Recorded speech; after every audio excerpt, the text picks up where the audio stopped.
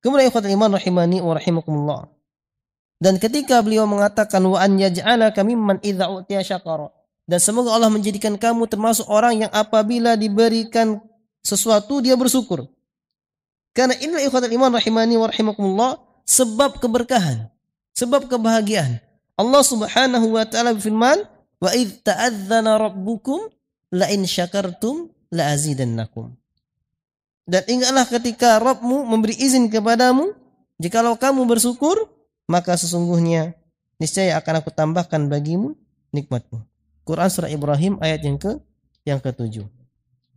Dan juga makna beliau mengatakan wa idza btuliya sabara, dan ketika dia ditimpa musibah dia bersabar, karena dengan kesabaran inilah ikhwatul iman rahimani wa rahimakumullah, dia akan mendapatkan pahala yang luar biasa, kemudian mendapatkan lindungan Allah di surga Allah Subhanahu wa taala.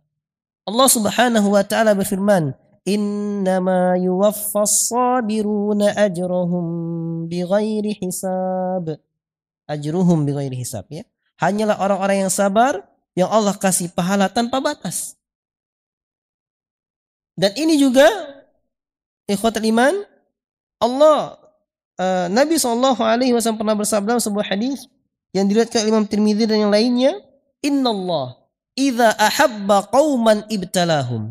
Sesungguhnya Allah Subhanahu wa taala kalau mencintai suatu kaum, Allah uji mereka. Allah coba mereka. Faman radiya falahu ridha wa man sakhita fa alaihi sakhab. Siapa yang ridha dengan musibah cobaan yang Allah berikan, maka baginya keridhaan Allah. Dan barang siapa yang marah atas musibah yang Allah timpakan, marah dia, maka baginya murka Allah Subhanahu wa taala. Maka kalau bisa kena musibah bersabar, sebab kebahagiaan, mendapat ridha Allah Subhanahu wa taala. Maka enggak heran kalau Nabi SAW bersabda, ajaban li amrin mu'minin kulluhu khairin. Kulluhu khairun. Menakjubkan perkara seorang mukmin semuanya baik. In asabahu sarra syakara wa kana khairan lahu. Kalau dia mendapatkan kebahagiaan, kesenangan, dia bersyukur, ini baik baginya.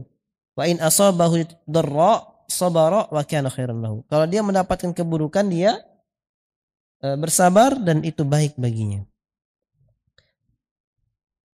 Dan perlu diketahui bahwasanya manusia yang paling besar cobaannya adalah Nabi SAW, sebagaimana dikatakan kepenggalan dari hadis riwayat Tirmizi, a'zamun nasi bala'an al-anbiya.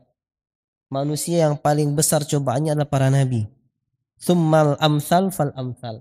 Kemudian yang semisal dan semisalnya. Maksudnya apa? Kemudian yang meneruskan perjuangan Nabi, kemudian yang meneruskan lagi perjuangan Nabi. Jadi kadang-kadang kita banyak ngeluh, ya. Ngeluh, ngelapor ke guru, ke ustadz, bahwasanya musibahnya banyak banget, ujian hidupnya banyak banget. Sejatinya kalau dia paham, tuh ustadz lebih banyak daripada antum. Karena Nabi dah bilang, yang paling banyak cobaannya itu Nabi. Kemudian setelahnya, yang semisal dengannya, dan kemudian semisal dengannya. Cuma beda cara menyikapi masalah. Beda cara menyikapi musibah. Kalau Nabi menyikapi musibah, sabar. Doa, Allahumma ajurni fi musibati wa akhlifli khairan minha. Ya Allah, beri aku pahala dari musibahku dan gantilah dengan lebih baik darinya. Nah, kalau kita kena musibah, rutuh. Nah, itu bedanya di situ. Padahal sama-sama banyak, bahkan lebih banyak orang yang berilmu musibahnya daripada orang yang umum. Kemudian ikhwatul iman rahimani wa rahimakumullah. 3 hal yang kata tadi sahabat Sa'adah berarti adalah yang ketiga, wa idza adnaba istaghfara. Dan ketika dia berdosa, dia segera minta ampun. Dan ini ikhwatul iman rahimani wa rahimakumullah, karena Nabi bersabda, kita enggak akan lepas dari dosa. Kullu bani Adam khata' wa khairu khata'in at-tawwabun. Semua manusia itu bersalah dan sebaik-baik yang bersalah adalah yang bertaubat. Dan Allah Subhanahu wa taala berfirman dalam Quran surat Ali Imran ayat ke-135. Walladzina idza fa'alu fahishatan aw zalamu anfusahum dzakarullah fastaghfaru lidzunubihim wa may yaghfirudz dzunuba illallah. Ini cirinya kenapa Allah minta kita taubat. Dosa taubat. Allah suruh kita itu. Yaitu orang-orang yang apabila dia berbuat suatu keburukan atau dia menzalimi diri dia sendiri, dia ingat kepada Allah. Kemudian fastaghfaru lidzunubihim. Lalu dia minta ampun atas dosa-dosa mereka, atas dosa-dosanya, dan tidak ada yang mengampuni dosa kecuali Allah Subhanahu wa taala. Jangan tunda taubat. Segera, ya, jangan tunda taubat. Apa dalilnya kalau taubat itu harus segera? Dalilnya Quran surah An-Nisa ayat ke-17. Allah Subhanahu wa taala berfirman, "Innamat taubatu 'ala Allahi lilladzina ya'maluna as-su'a bijahalatin tsumma yatubuna min qarib." Sesungguhnya taubat atas Allah Subhanahu wa taala adalah bagi orang-orang yang mereka berbuat keburukan karena kejahilan, karena kealpaan dan kelalaiannya, kemudian dia bertobat segera dalam waktu dekat. Yatubuna min qarib. Kemudian dia segera bertobat kepada Allah Subhanahu wa taala. Maka jangan tunda taubat. Ini tersadarkan ada dosa, langsung taubat. Karena nggak ada yang jamin kita masih sempat taubat atau enggak. Nggak ada yang jamin kita masih bisa sempat taubat atau enggak, itu yang penting. Ya, kalau sampai nggak sempat taubat, menderitanya panjang. Hidup di dunia 60 sampai 70 tahun. Hidup yang kekalnya nanti gimana keadaannya di sisi Allah Subhanahu wa taala. Kemudian Syekh di sini melanjutkan perkataannya. I'lam arsyadakallahu li ta'ati. Ilmuilah, semoga Allah memberimu petunjuk kepada ketaatan terhadapnya. Annal hanifiyyata millata Ibrahim an ta'budallaha mukhlishan lahuddin. Bahwasanya Hanifiyah ini apa? Hanifiyah itu agamanya Nabi Ibrahim. Jadi Nabi Ibrahim agama disebut agama yang Hanifiyah. Itu bagaimana ajaran agama Nabi Ibrahim? An ta'budallaha mukhlishan lahuddin. Engkau beribadah kepada Allah ikhlas dalam menjalankan agama. Sebagai kama qala ta'ala, sebagaimana firman Allah Subhanahu wa ta'ala, "Wa ma khalaqatul jinna wal insa illa liya'budun." Dan tidaklah kuciptakan jin dan manusia kecuali agar beribadah kepadaku. Quran surat Az-Zariyat surat ke-56. Surat Az-Zariyat ayat ke-56. Quran surat Az-Zariyat ayat ke-56. Sini ikhwatul iman rahimani wa rahimakumullah, bahwasanya agama Nabi Ibrahim ini dikatakan Hanifiyah, bukan beliau menyebut-nyebut sendiri. Itu berdasarkan wahyu firman Allah Subhanahu wa taala. Allah berfirman dalam Quran surah An-Nahl ayat ke-123.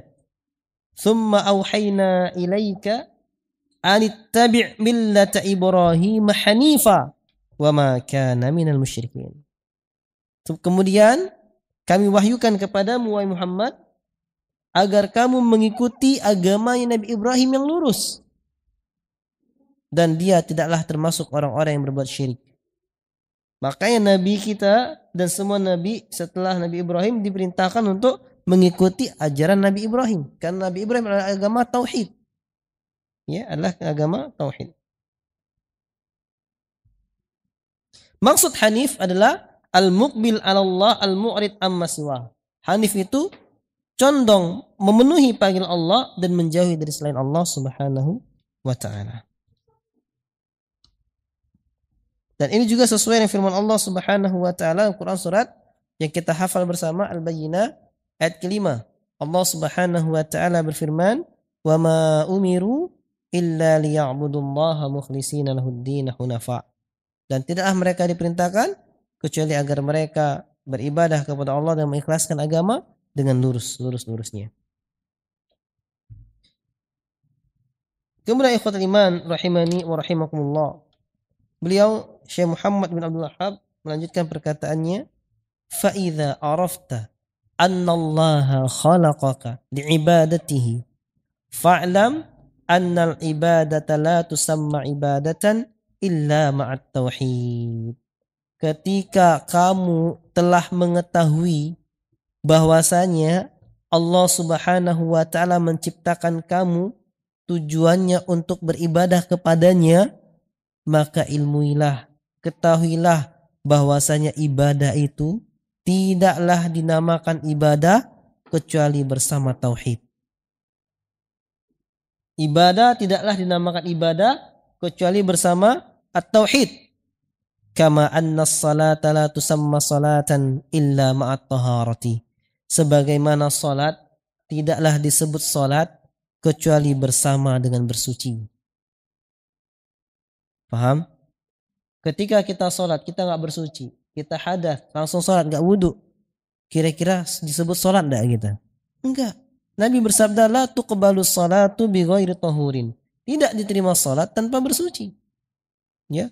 Begitu juga ibadah nggak bersama tauhid, nggak diterima ibadah itu. Nggak sama tauhid, nggak terima. Dia puasa, dia sholat, dia zakat, tapi bukan orang yang bertauhid, maka nggak diterima, sia-sia itu semua. Karena Allah Subhanahu wa taala telah jelas berfirman, wa ma khalaqtul jinna wa insa illa liya'budun. Enggak diciptakan jin dan manusia kecuali untuk beribadah kepada Allah. Makna liya'budun dalam tafsir Ibnu Katsir yang lainnya liwahiduni, agar dia mentauhidkan aku.